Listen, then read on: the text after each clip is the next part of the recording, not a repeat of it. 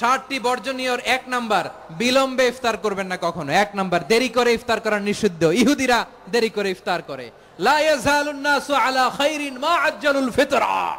বিশ্বনবী বলেছেন, এই উম্মত যতদিন আগে আগে ইফতার করবে, এই উম্মতের কপাল থেকে কল্যাণ কেউ ছিনিয়ে নিতে পারবে না। চিল্লায় বলেন ঠিক কি না? আজানের জন্য বসে থাকবেন না, সময় দেখবেন। স্থানীয় সময় যখন সূর্যাস্ত হওয়া মাত্রই বিসমিল্লাহ, খেজুর খেয়ে ফেলবো। পারবেন তো? 2 নাম্বার, রমাদানের পবিত্রতা বজায় রাখবো। কোনো তর্ক বিতর্ক অশ্লীলতায় আমরা জড়াবো না, ঝগড়া করবো না, সরাসরিও না, ফেসবুকেও না। করবেন?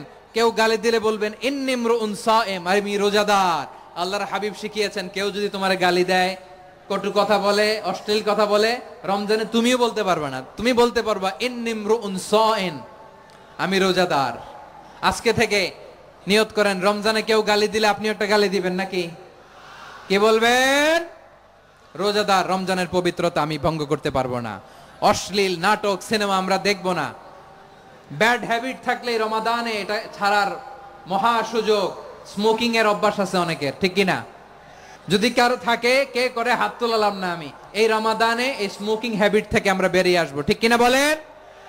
3 নাম্বার, আমরা মিথ্যা বলবো না।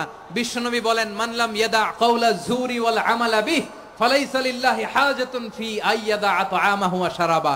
যে রমজানে মিথ্যা কথা, মিথ্যা কাজ, মিথ্যা সাক্ষী ছাড়তে পারে নাই, তার না খেয়ে থাকা, উপবাস থাকা দিয়ে আল্লাহর কিছু যায় আসে না। এজন্য মিথ্যার সাথে আমাদের কোনো সম্পর্ক আছে?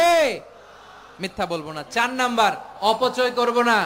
ইন্নাল মুবাযযিরিনা কানু ইখওয়ানাশ শায়াতিন ওয়া কানা শাইতানু লিরাব্বিহি কাফুরা। অপচয়কারী শয়তানের ভাই। আচ্ছা, যে শয়তানের ভাই, ও নিজেও আরেকটা কি? শয়তান।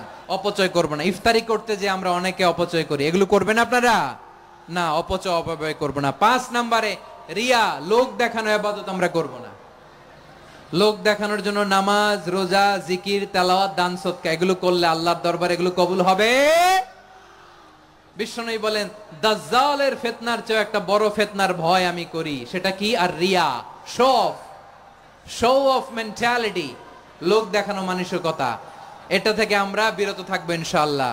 6 নাম্বার, অনেক গুরুত্বপূর্ণ। ব্যবসায়ী ভাইয়েরা, অনেক অসাধু ব্যবসায়ী আছে, রমজান আসলে নিত্য প্রয়োজনীয় পণ্যের মূল্য বৃদ্ধি করে দেয়।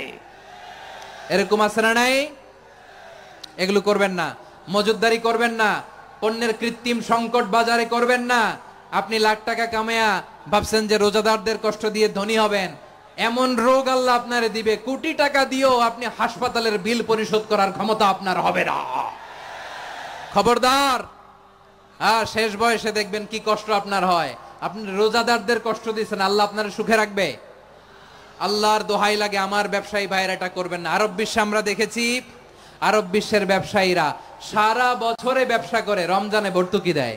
আর আমার দেশের কিছু অসাধু ব্যবসায়ী রমজানে গলাকাটা ব্যবসা করে আর সারা বছর সইটার উপর দিয়ে চলে। চিল্লায় বলেন ঠিক কিনা? করবেন না, এটা করবেন না। নিত্য প্রয়োজনীয় পণ্যের মূল্য বৃদ্ধি করা হারাম, পণ্যের কৃত্রিম সংকট তৈরি করা হারাম, মজুদদারি করা হারাম, রোজাদারদেরকে কষ্ট দেয়া হারাম। এটা করবেন না। 7 নাম্বারে সর্বশেষ কথা, অধীনস্থ যারা আছে তাদের কাজের চাপ আপনারা কমিয়ে দিবেন। কাজের লোক, ফ্যাক্টরির ওয়ার্কার, স্টাফ, তাদের প্রতি যদি রহম করেন, আপনার উপর রহম করবে কে?